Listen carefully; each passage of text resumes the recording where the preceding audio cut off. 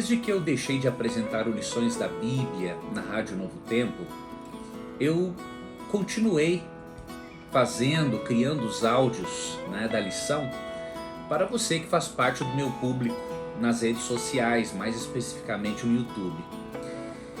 E obviamente, com o passar do tempo, o meu trabalho, as minhas atividades particulares foram mudando, foram se ampliando, e eu decidi, a partir desta semana, apresentar um resumo geral da lição para você em vídeo.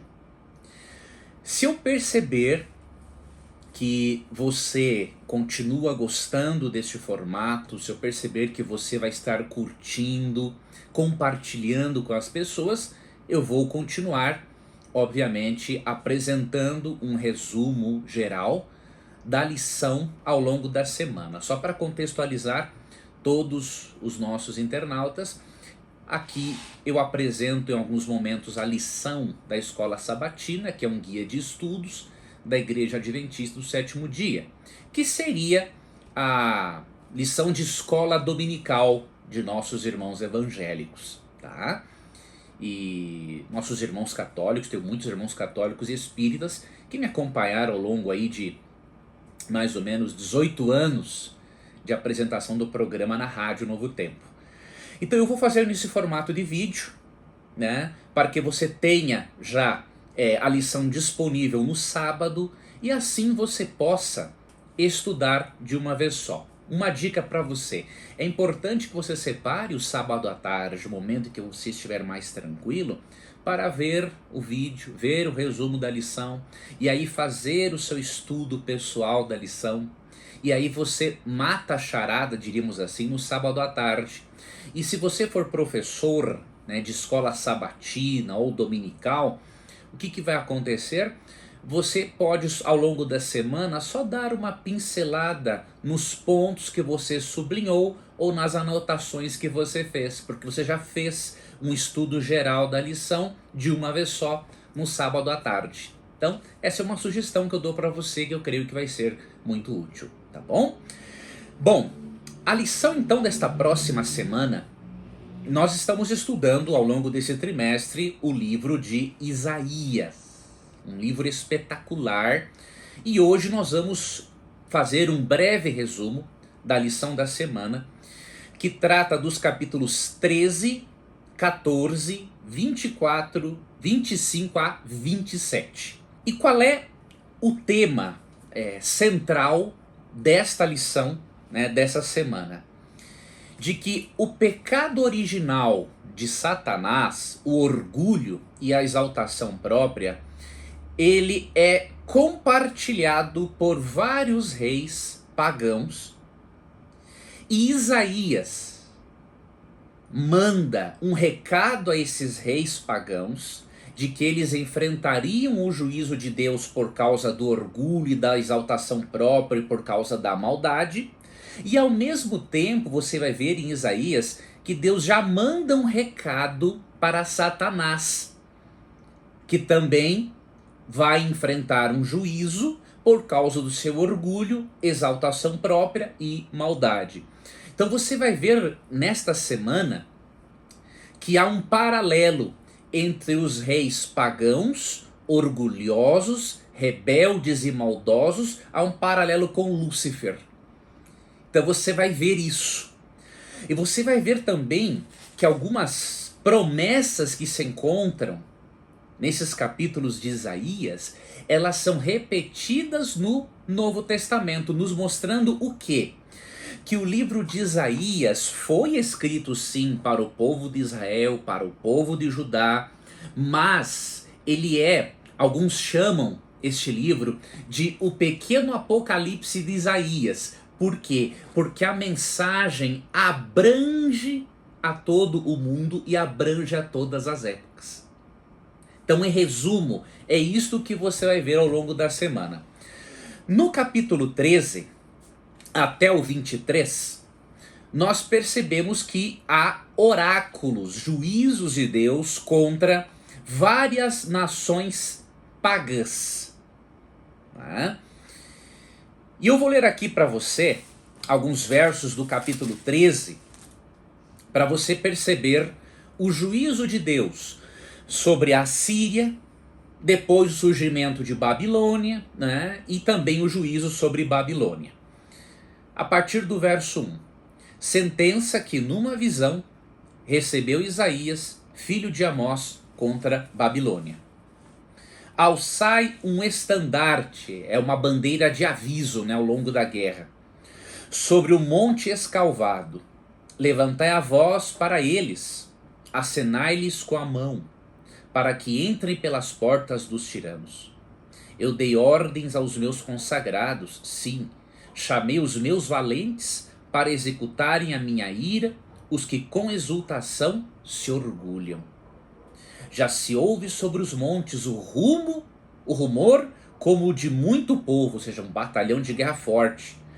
O clamor de reinos e de nações já congregados. O Senhor dos exércitos passa revista às tropas de guerra.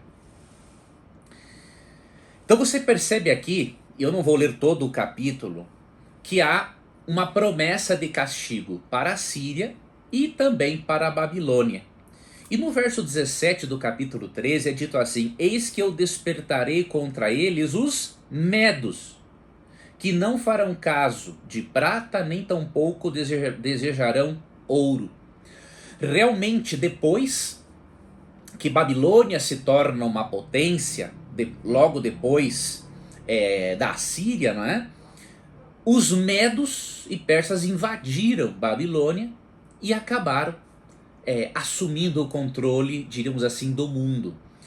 Há uma profecia muito específica sobre isso em Daniel capítulo 2. Ali, naquela visão da estátua que Nabucodonosor teve, Deus revelou para ele a história do mundo por antecipação.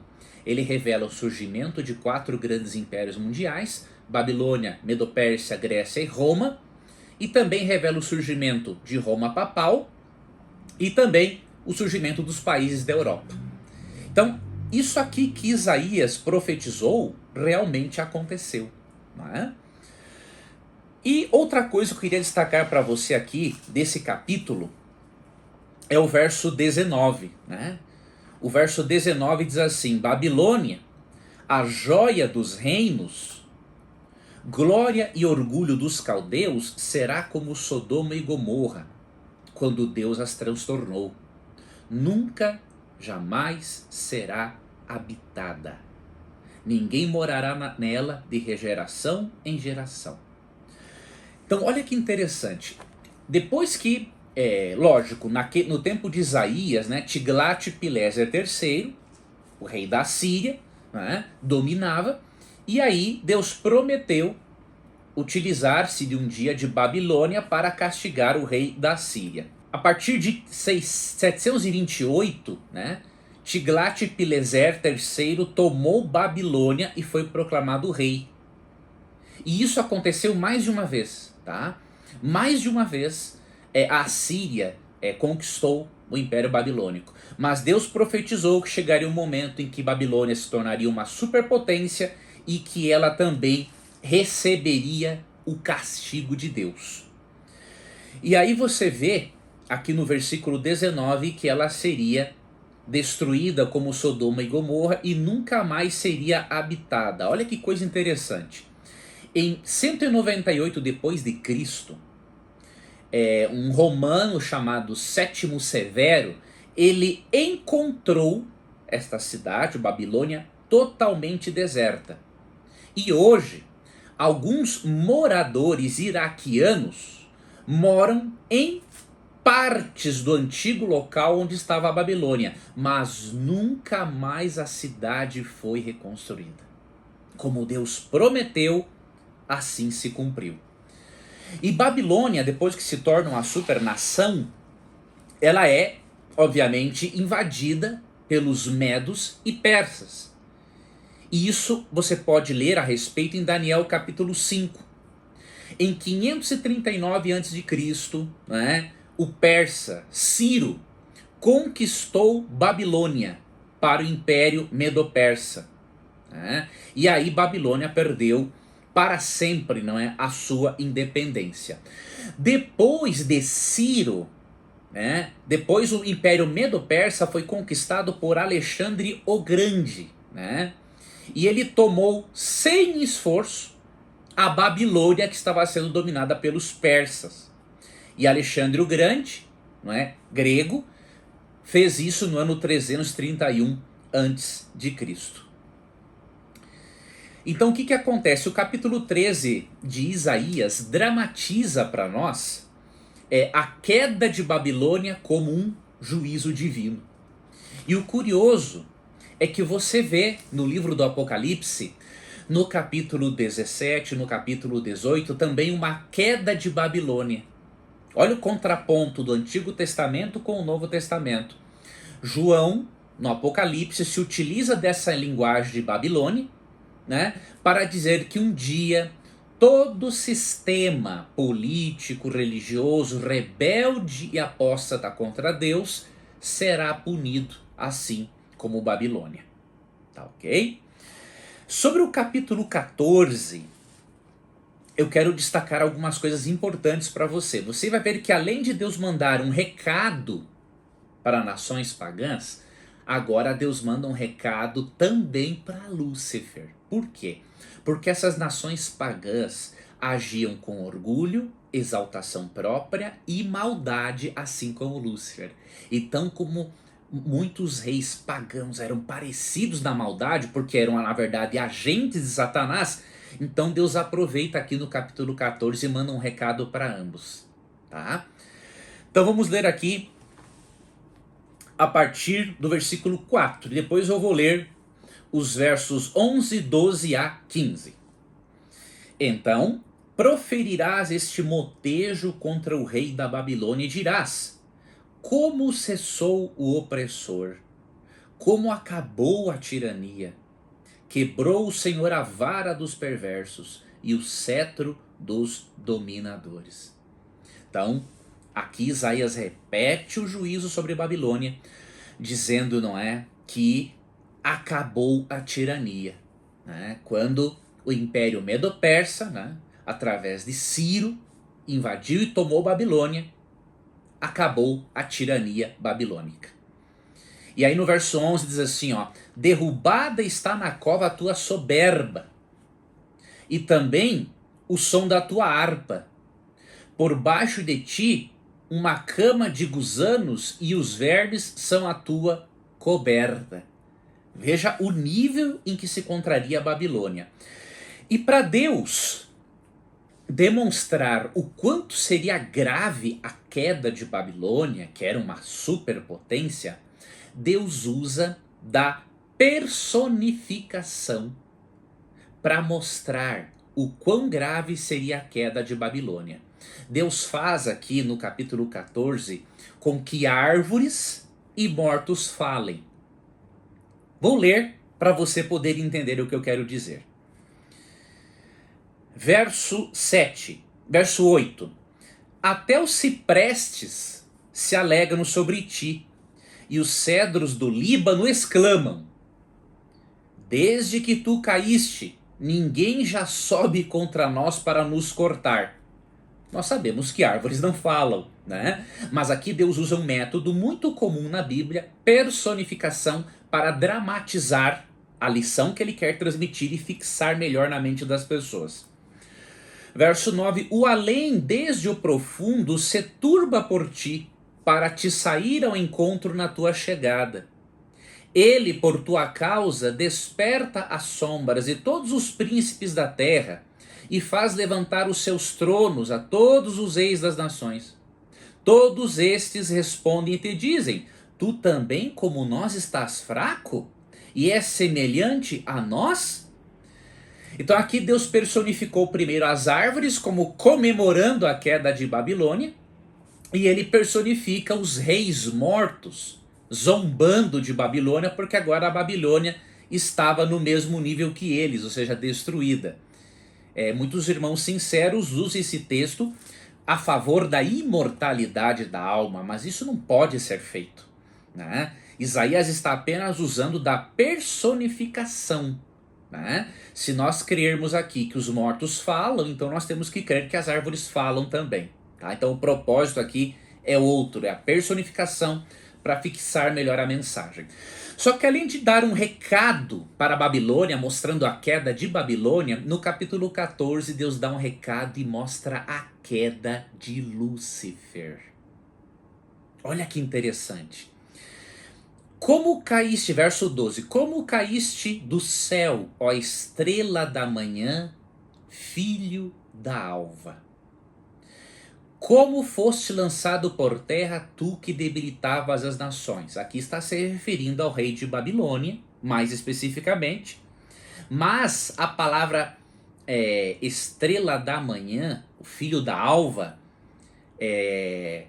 significa, no latim, de onde Tertuliano tirou esse termo, quer dizer Lúcifer, anjo de luz. Então, aqui o rei de Babilônia é chamado de anjo de luz. Mas você vai ver agora que aqui há um recado para o rei de Babilônia, por causa do seu orgulho, mas também para Lúcifer, o anjo rebelde que foi expulso do céu, de acordo com Apocalipse 12, versos 7 a 12. Verso 13, tu dizias no teu coração, eu subirei ao céu, acima das estrelas de Deus exaltarei o meu trono, e no monte da congregação me assentarei nas extremidades do norte. Subirei acima das mais altas nuvens e serei semelhante ao Altíssimo. Contudo, serás precipitado para o reino dos mortos, no mais profundo do abismo. Por que aqui há referência tanto a Babilônia quanto Lúcifer?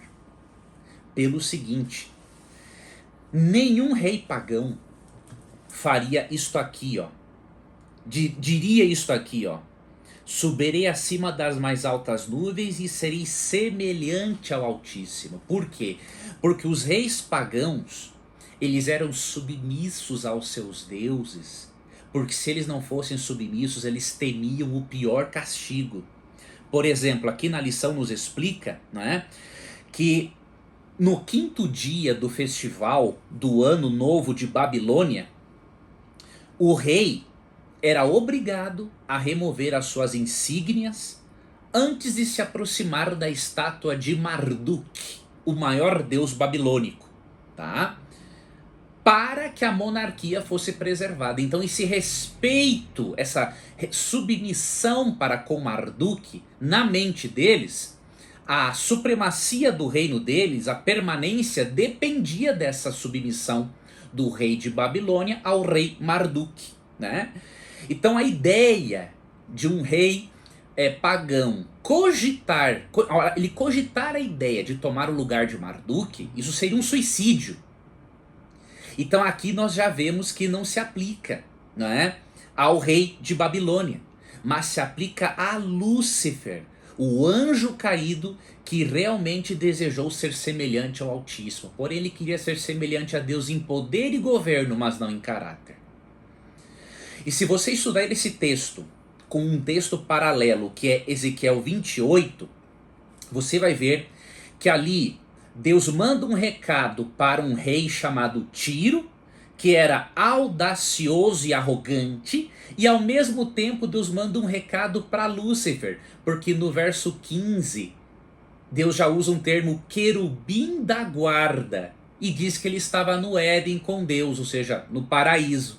Então você percebe que Deus, nesses capítulos 13 e 14, ele mostra o juízo dele sobre reis pagãos e mostra juízo sobre Satanás, aquele que usa os reis pagãos como agentes para implementar os seus planos malignos no mundo.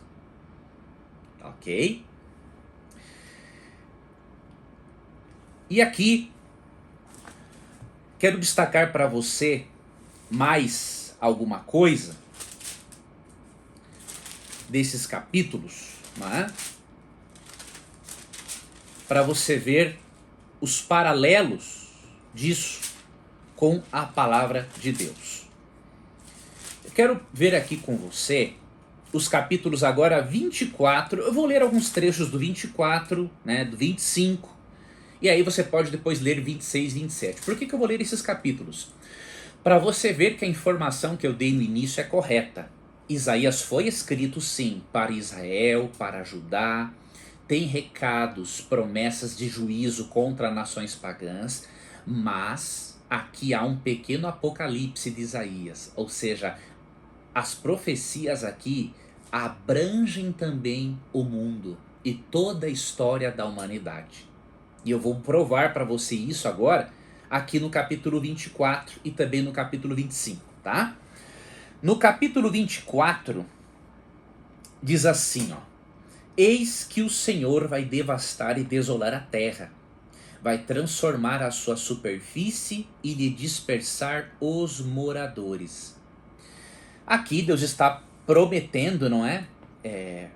Cumprir isso contra o rei Tiro, mas esse texto nos lembra muito bem as condições da terra durante o milênio, lá em Apocalipse 20. Quando Cristo voltar, os ímpios serão mortos, de acordo com 2 Tessalonicenses 1, 7 a 9, e Apocalipse 20 diz, no verso 5 em diante, que os ímpios ressuscitarão só depois de 1000 anos. Então a terra só terá Satanás e os anjos caídos e estará devastada. Então esse texto nos lembra Apocalipse 20, falando das condições da terra durante o milênio. Olha o que diz o verso 13, ó. A terra será de todo devastada e totalmente saqueada, porque o Senhor é quem proferiu esta palavra. A terra pranteia e se murcha, o mundo enfraquece e se murcha. Enlanguecem os mais altos do povo da terra. Agora aqui está a explicação. Na verdade, a terra está contaminada por causa dos seus moradores.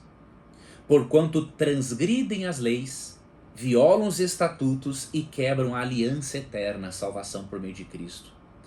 Por isso a maldição consome a terra, e os que habitam nela se tornam culpados. Por isso serão queimados os moradores da terra. Então veja, aqui Deus já apresenta tanto um juízo para Tiro, quanto um juízo para a humanidade toda. Por quê? Se você ler 2 Pedro 3,10, aqui disse que a humanidade toda será queimada, não é? Lá diz, né, em 2 Pedro 3,10, até vou ler para você ver como que o Novo Testamento mostra a abrangência das profecias do livro de Isaías. 2 Pedro 3,10 diz o seguinte: Virá, entretanto, como ladrão o dia do Senhor, ou seja, de surpresa, não é? No qual os céus passarão com estrepitoso estrondo, e os elementos se desfarão abrasados. Também a terra e as obras que nela existem serão atingidas. Então veja, o Novo Testamento confirma que esse texto de Isaías 24 tem uma abrangência até o futuro, até os últimos dias, não é? E aqui é dito por quê? Porque os moradores da terra transgridem as leis, violam os estatutos, né? E negam o plano de salvação de Deus. Então, em consequência disso, né, quando as leis espirituais, morais, naturais, físicas, matemáticas de Deus são transgredidas, resultados vêm, mas Deus também vai mandar um castigo. E 2 Tessalonicenses 1, 7 a 10 fala, né? 7 a 10 fala que os ímpios serão, obviamente, destruídos. Outra coisa do capítulo 24 de Isaías que mostra a abrangência dessas profecias para o fim dos tempos, né? Olha o que diz o verso 19, ó. A terra será de todo quebrantada e ela totalmente se romperá. A terra violentamente se moverá. A terra cambaleará como um bêbado e balanceará como rede de dormir. Isso nos lembra Apocalipse 6, 14 a 17. Que diz que quando Cristo voltar, as ilhas vão se mover do seu lugar. O azul do céu vai recolher-se como um pergaminho. Ou seja, aqui mostra uma catástrofe que acontecerá no futuro para quem é ímpio, né? E nos lembra muito Apocalipse 6, 14 a 17. E no capítulo 25 de Isaías, eu quero destacar para você uma coisa, e com isso eu finalizo o nosso resumo geral da lição. o capítulo 25 também tem um paralelo com acontecimentos do tempo do fim. Olha que promessa Deus tem em Isaías 25 para os israelitas, para os judeus, e que agora vai se cumprir com o Israel espiritual, que é a igreja. Como diz Paulo em Gálatas 6,16, a igreja é a continuação do povo de Israel e não uma substituição de Israel. Então as promessas que não se cumpriram com Israel literal se cumprirão com Israel espiritual, que é a igreja. Tá? Leia Gálatas 6,16. Olha o que diz aqui Isaías 25,8. Ó. Tragará a morte para sempre, e assim enxugará o Senhor Deus as lágrimas de todos os rostos, e tirará de toda a terra o opróbrio do seu povo, porque o Senhor falou. Aqui, 2 textos do Novo Testamento se utilizam de Isaías 25,8 para mostrar a abrangência deste livro.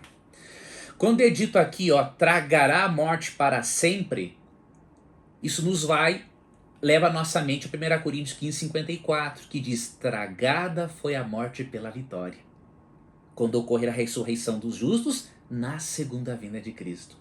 E quando é dito aqui que Deus enxugará dos olhos e dos rostos a lágrima, nos lembra Apocalipse 21,4, que diz, ele se enxugará dos olhos toda lágrima, e a morte já não existirá, não haverá luto, nem pranto, nem dor, porque as primeiras coisas passaram.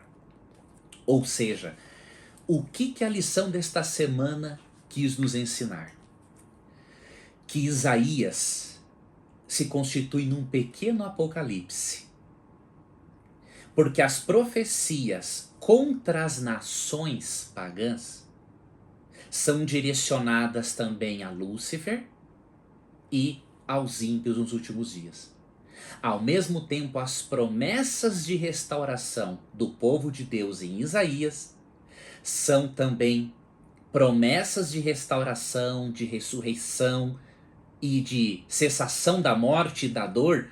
Também encontramos essas promessas sendo destinadas aos filhos de Deus nos últimos dias, quando Cristo voltar. Então, este é o tema, diríamos assim, geral da lição desta semana. E na próxima semana nós vamos estudar os capítulos 36, 37, 38 e 39 de Isaías, fazendo obviamente um resumo geral, porque não teríamos como entrar em muitos detalhes. Se você gostou deste formato do nosso estudo da lição da Escola Sabatina, comente, curta e compartilhe, tá bom? Assim eu vou ter um feedback para saber se você gostou desse formato. Eu não poderei mais apresentar em áudios diários, porque eu tenho agora outras tarefas. E se você gostar, eu vou continuar fazendo este vídeo, esse estudo, este resumo geral da lição. Se você não gostar, não tem problema algum, tá? Eu paro de fazer, porque tem outras pessoas também fazendo este resumo e você pode se beneficiar também com outros estudiosos aqui da lição, tá bom? Então eu vou aguardar o seu feedback. Obrigado por você acompanhar o estudo aí da semana que vai se iniciar. Relembre-se da dica que eu lhe dei. Assista o vídeo todo e no sábado à tarde vá à sua lição, estude-a, escreva, faça anotações e estude toda a lição de uma vez só, no sábado à tarde ou no domingo pela manhã, você que sabe. E depois, ao longo da semana, você apenas dá uma olhada, uma recapitulada nas coisas que você sublinhou. Como, por exemplo, eu aqui tenho coisas sublinhadas, coisas anotadas, textos anotados. Não sei se você está enxergando, espero que sim. Então, aí na semana, você só passa por isso. Porque você já fez um estudo geral da lição no sábado à tarde ou domingo de manhã. E aí o assunto está na sua mente. Além de você entender para aplicar a sua vida, se você for professor de escola sabatina ou de escola dominical, você terá muito mais facilidade para transmitir o conhecimento aos seus alunos. Que você tenha um feliz sábado e até o nosso próximo estudo.